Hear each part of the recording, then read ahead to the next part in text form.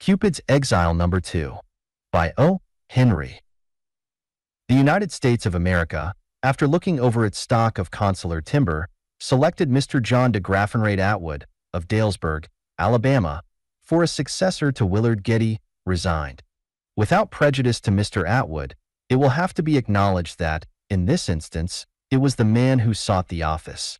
As with the self-banished Geddie, it was nothing less than the artful smiles of lovely woman that had driven Johnny Atwood to the desperate expedient of accepting office under a despised federal government so that he might go far, far away and never see again the false, fair face that had wrecked his young life.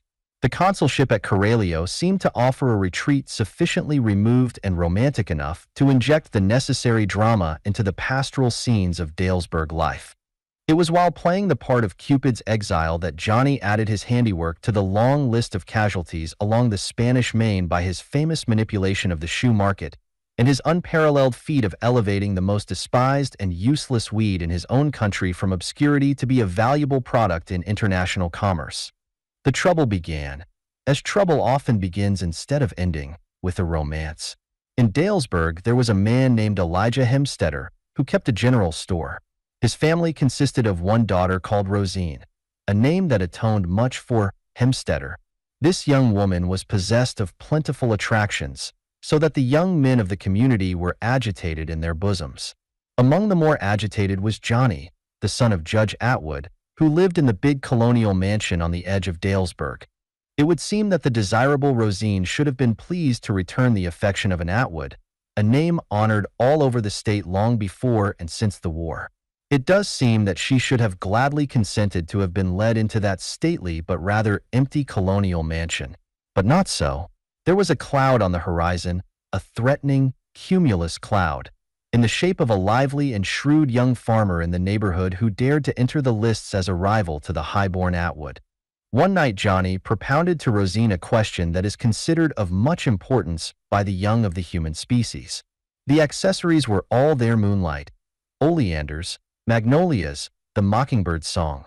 Whether or no the shadow of Pinckney Dawson, that prosperous young farmer, came between them on that occasion is not known. But Rosine's answer was unfavorable. Mr. John de Graffenreid Atwood bowed till his hat touched the lawn grass, and went away with his head high, but with a sore wound in his pedigree and heart. A Hemstetter refuse an Atwood. Zounds!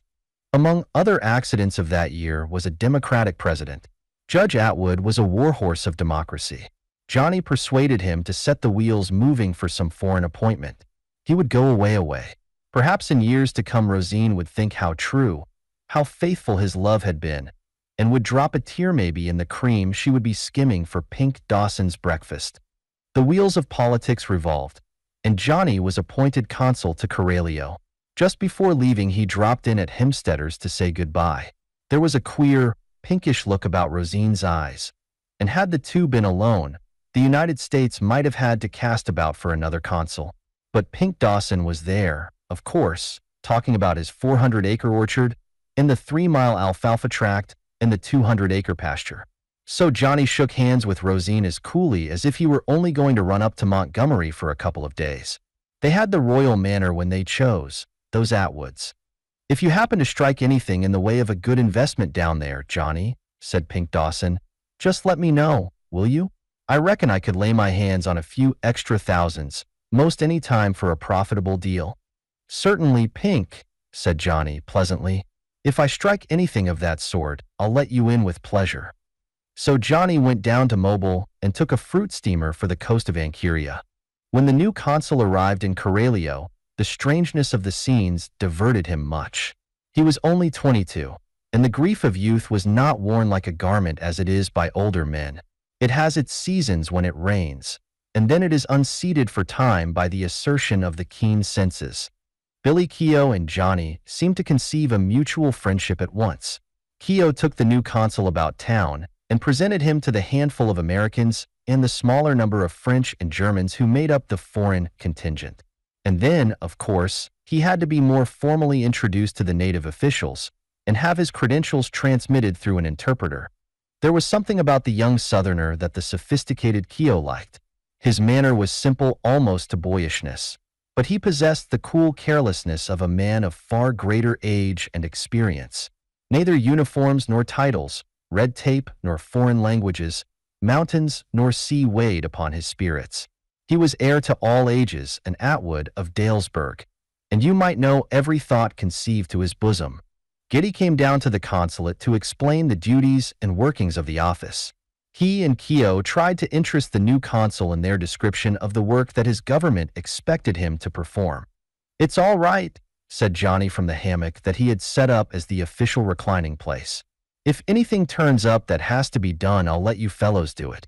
You can't expect a Democrat to work during his first term of holding office." "You might look over these headings," suggested Geddie, "of the different lines of exports you will have to keep account of.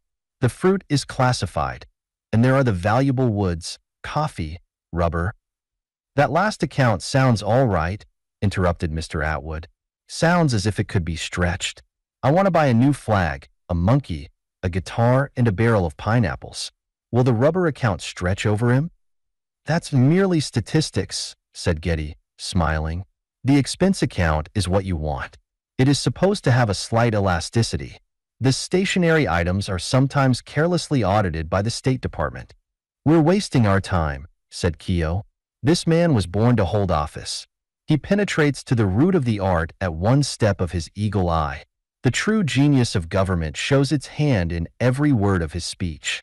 "I didn't take this job with any intention of working," explained Johnny, lazily.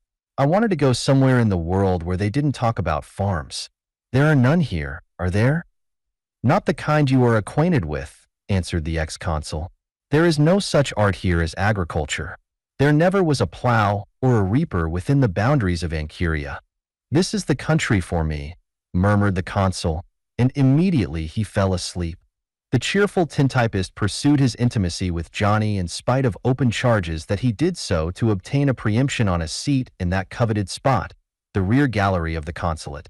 But whether his designs were selfish or purely friendly, Keogh achieved that desirable privilege.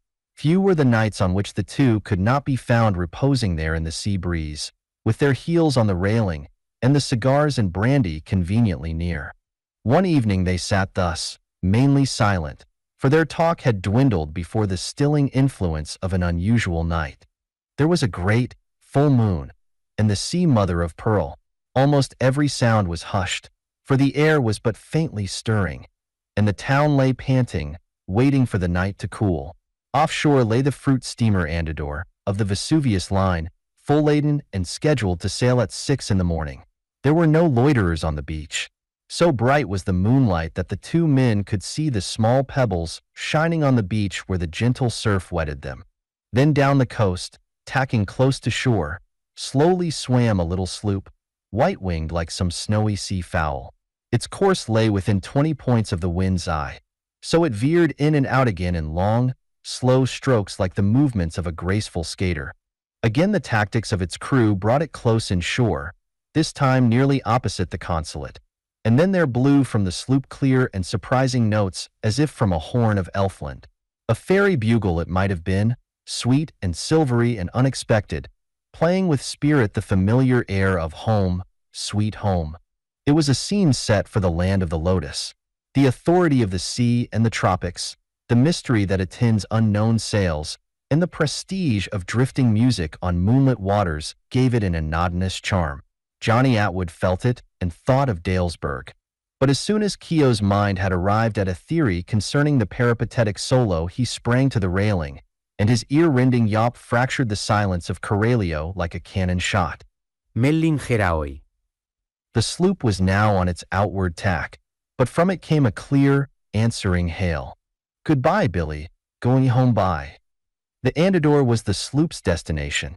No doubt some passenger with a sailing permit from some up-the-coast point had come down in this sloop to catch the regular fruit steamer on its return trip. Like a coquettish pigeon, the little boat tacked on its eccentric way until at last its white sail was lost to sight against the larger bulk of the fruiter's side. "That's old H.P. Mellinger," explained Keogh, dropping back into his chair. "He's going back to New York. He was a private secretary of the late hot-foot president of this grocery and fruit stand that they call a country.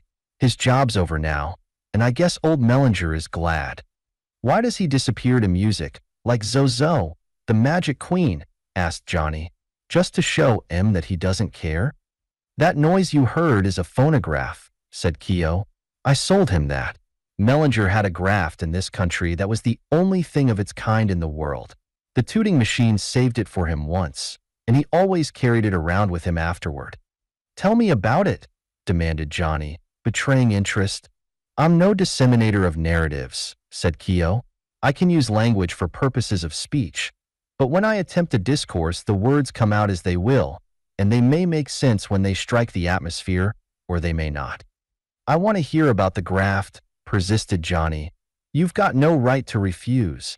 I've told you all about every man, woman, and hitching post in Dalesburg.